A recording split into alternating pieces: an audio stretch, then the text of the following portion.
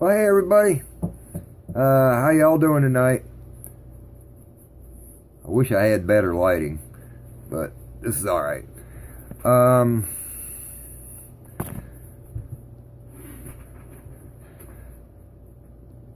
I did something tonight. Not because I'm looking for praise. Oh, you're a hero. You're a good man. This isn't about me. You're more than welcome to like this video, to do the love thing. If you're a Trump supporter, you can do the angry thing. I don't care. But if your comments are negative, move on. That's not what this is about. This is about caring about our fellow human beings. A little bit about me first. Back in the 80s, after I got out of service, there was a recession. I always loved the thought of operating heavy equipment, so the only thing available, because I didn't have experience in what little work was out there, I became a laborer. So for 5 years, I shoveled my ass off. I used picks and axe out in the Florida sun. And I would ask, after a few years, I became a hell of a good worker, and I wanted to learn how to run the equipment. And I had bosses that would say, "Oh, you're people like you are too hard to find. You work hard, and we won't be able to replace you. So you gotta stay as a laborer." So I'd go to another job, and I had ambition. I wanted to move up. I didn't want to stay where I was at. So eventually I became a heavy equipment operator, and I became a damn good one. I learned how to operate everything, and I became very good at everything. Every heavy equipment out there: track hoe, backhoe, dozer, front end loader, excavator. That's what a track hoe is anyhow. Grading tractor, box blade. And I was damn good at everything. And I wasn't afraid to get off the piece of equipment and get down and grab a shovel either. It just got to where Americans just didn't want to do labor anymore. They wanted to become the operator. And so then you had the Latino influx, and they were given the menial jobs, and I would work on jobs, and there would be times when I was kind of dead in the water, couldn't do much on the equipment, and most of my fellow operators would sit there with their arms crossed, sitting back on their heavy equipment, watching the Latinos in the ditches and shoveling and doing the hard work. And I would get off my equipment and get down there and help them. I just couldn't sit up there and watch people work their patooties off. And the Latinos would say, "Oh, no, American not get down here, do labor work. You sit on equipment." No, that's not how it works, Bubba. If I got nothing to do, I'm going to get down there and help you guys. That's the way this American works. So tonight I went out and went out for a bite to eat. I'm one of them late bite people.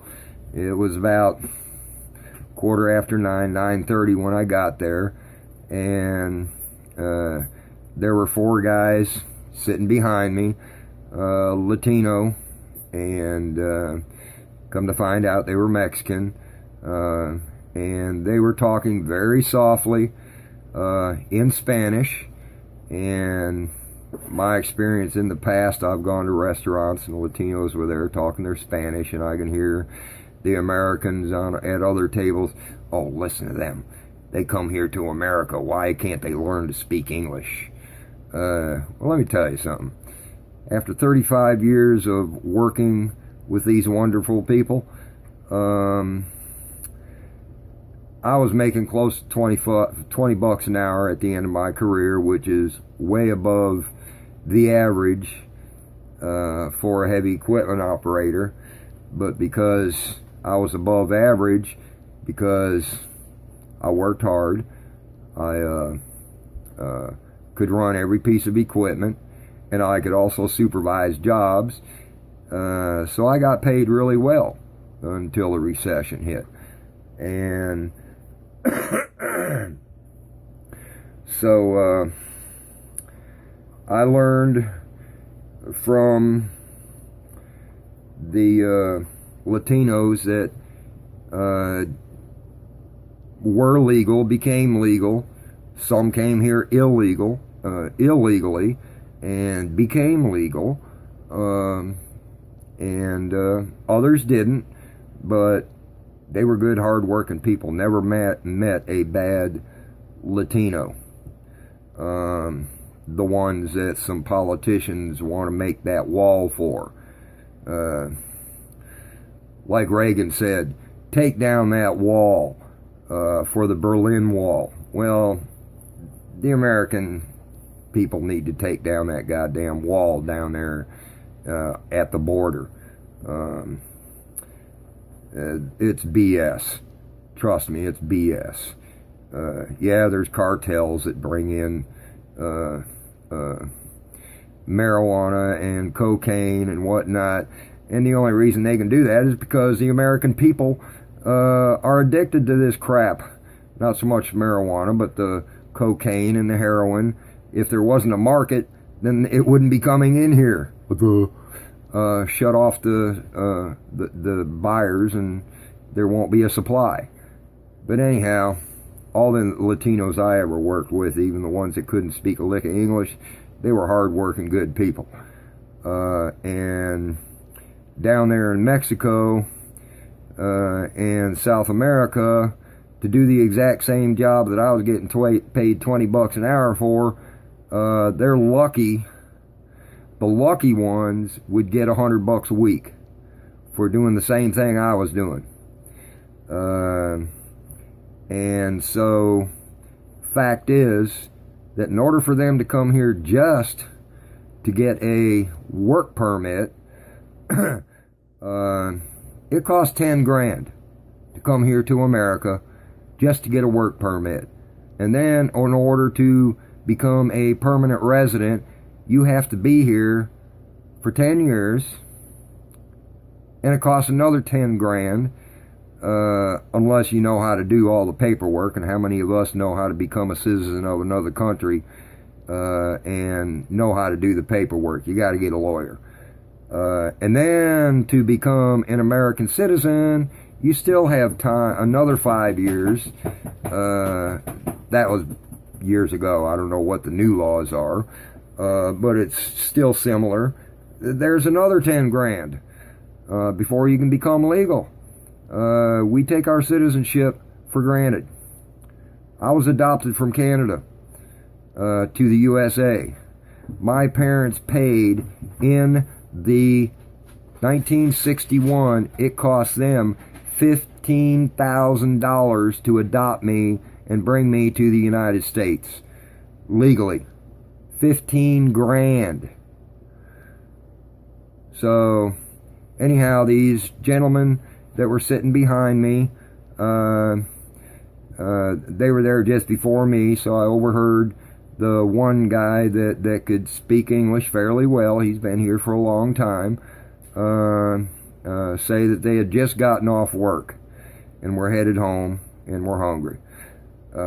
So I'm thinking, and I could tell, being in construction for so long, when I saw them, I could see that they had just gotten off of work, and they appeared by their clothing and what little bit of dirt was on their clothing that they were concrete masons. Very hard work here in the 90-95 degree heat in Florida, and I'm pretty sure they started out at the crack of dawn and didn't get off of work till probably 8:30, depending on where they worked. So they worked a damn long day. So I decided, well, with the way that Americans think and I've overheard people degrading, oh, they need to learn to speak English. And I wanted to let these gentlemen know that all of us Americans do not think that way. Too many do, but no, not all of us. And I'm hoping most of the people on my friends list don't feel that we need to build a wall, that we need to shut them off, that we need to do whatever people think is the right thing. Our ancestors didn't come here legally. They just came here and took over this land from the Native Americans. So what's this legal bullshit? Anyhow, what I decided to do was, the only thing I want comments about is what your thoughts are on these beautiful Latino people.